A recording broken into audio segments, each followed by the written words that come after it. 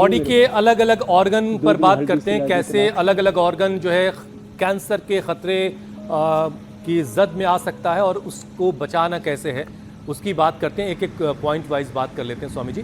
देखिए स्वामी जी, जंग तो हर इंसान लड़ रहा है, लेकिन जब बात कैंसर की आती है तो ये आंकड़ा बता रहा है स्वामी जी कि हिंदुस्तान में हर 9वां आदमी इसकी जद में है, कैंसर की जद में।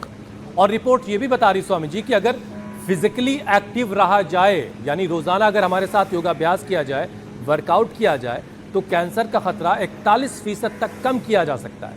तो स्वामी जी, शरीर के एक एक ऑर्गन को एक्टिव करने की जरूरत है। तो सबसे पहले शुरुआत लंग्स से कर लेते हैं स्वामी जी, क्योंकि लंग्स कैंसर के मामलों में 80% बार ऐसा होता है कि बिल्कुल आखिरी स्टेज में जाके पता चलता है कि भाई कैंसर हो गया है और अब बचने की गुंजाइश भी नहीं है। तो ये लंग कैंसर के लिए एक तो भुजंगासन, और जो भुजंगासन भी ना कर पाए होने के बाद बहुत कमज़ोर हो गए तो मकरासन, मकरासन, भुजंगासन, धनुरासन, ये लंग कैंसर के लिए रामबाण है। और जो अभी मैं बोल रहा था, दूध में हल्दी, शिलाजीत, च्यवनप्राश, और लंग कैंसर के लिए देखो गोमुखासन। दूध में हल्दी, शिलाजीत, च्यवनप्राश, श्वासरिक वात, दिव्य पेय, मुलैठी का पानी, ब्रोनकोम, श्वासरी गोल्ड। और ये हमने पिछले 5 वर्षों से सतत इस पर शोध किया काकड़ा सिंघी पर, इसी से ओरोग्रिड बनाया। ये हमारे शरीर की जो ओरा है उसको इतना अच्छा कर देता है। लंग का एक एक अलवलाई, उसके पूरे टिश्यू और पूरा लंग रूपी जो ऑर्गन है, पूरा रेस्पिरेटरी ट्रैक है 2400 किलोमीटर लंबा, उसको पूरा रेगुलेट कर देता है ओरोग्रिड। खजूर का थोड़े दिन करवा दें, खजूर, अनार, पपीता, थोड़े से भुने हुए चने या चने की रोटी या चने का चीला बना करके खा लें। अब बताओ, यही प्रयोग करना है। और ये च्यवनप्राश और ये बालप्राश तो बहुत सौम्य है, ये बच्चे ही नहीं, जिसकी थोड़ी नाजुक प्रकृति है कोई भी इसको ले सकता है।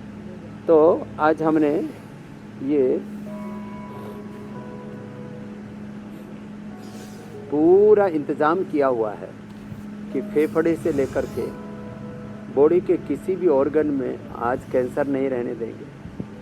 पुरुषों को ज़्यादातर फेफड़े का, मुंह का, फिर आजकल तो पेनक्रियाज का, लीवर का, फिर एक एक करके स्वामी जी सारे ऑर्गन पे होने वाले कैंसर के खतरे की बात हम करेंगे। ब्रेस्ट का, यूट्रस का, प्रोस्टेट का कैंसर पुरुषों को, यूट्रस ओवरी का महिलाओं को ज़्यादा होता है। स्वामी जी, टीवी की एक मशहूर अदाकारा हैं, उनका नाम है हिना खान। उन्होंने अपनी एक पोस्ट में ब्रेस्ट कैंसर की 3rd स्टेज होने की बात कही है। उनके ट्रीटमेंट की शुरुआत तो हो गई स्वामी जी, लेकिन ब्रेस्ट कैंसर हम देख रहे हैं स्वामी जी कि इस टाइम तेज़ी से फैल रहा है और इसमें भी 50% मामले बिल्कुल आखिरी वक्त में आके पता चल रहे हैं। तो ये अर्ली स्टेज में कैसे, क्या क्या इसके इंडिकेशन होते हैं स्वामी जी, ज़रा ये भी बताइए कि लोग समझ सके कि वो कैंसर की जद में जा रहे हैं। देखो, चाहे टीवी के अदाकार हो या युवराज हो या हमारे संजय दत्त हो, कैंसर आपको नहीं देखता कि आप सेलिब्रिटी हैं, आप पॉलिटिशियन। कितने पॉलिटिशियन चले गए, चाहे अनंत कुमार जी से लेकर के हमारे जोशी जी थे एक उत्तराखंड के, और भी कितने लोगों को मैं जानता हूँ जो कैंसर के कारण से,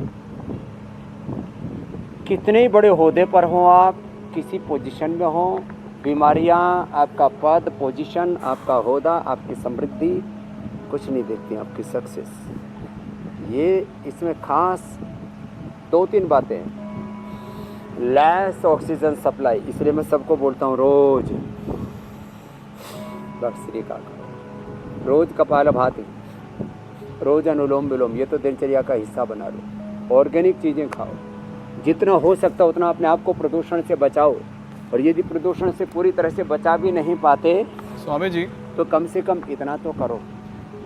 हम वो तस्वीरें भी फिर से दिखाते हैं करो हमारे साथ, जो वो सेलिब्रिटीज तो हैं, प्रारंभिक अवस्था में जो सिनेमा जगत के लोग हैं, जिन्होंने कैंसर को मात दिया, जिसमें लीजा रे की तस्वीर है, अनुराग बासु की तस्वीर है, राकेश रोशन की तस्वीर हम दिखा रहे हैं। तो तमाम ये चेहरे, मनीषा कुरेला भी है जिन्होंने कैंसर सोनाली को मात बेंद्रे, दिया है। राकेश रोशन, किरण खेर, ये वो तमाम लोग हैं जिन्होंने कैंसर की जंग जीती है। मतलब ये इन तस्वीरों को दिखाने का मकसद स्वामी जी बस यही है कि जो कोई भी कैंसर की जद में आया है वो कैंसर से लड़ाई जीत सकता है, बस उसे एक इच्छा शक्ति की जरूरत है और सही तरीके से इलाज करवाने की जरूरत है। और जो एक बात बार बार कही जा रही है कि अर्ली स्टेज में अगर पता चल जाए तो बहुत बेहतर है, लड़ाई बहुत आसान हो जाएगी।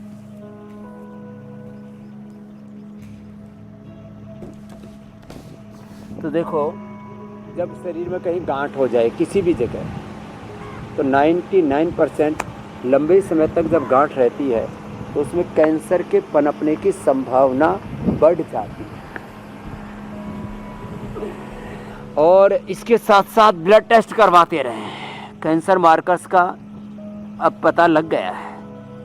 अब तो और आगे एडवांस स्टेज में 15-20 साल पहले भी पता लगने के लिए संभावना है, लेकिन अभी भी कैंसर मार्कर्स का पता लग जाता है।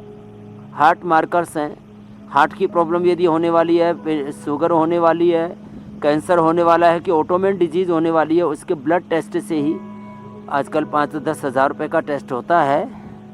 उससे एडवांस में ही, अर्ली स्टेज में ही या रोग के होने के 5-10 साल पहले ही पता लग जाता है।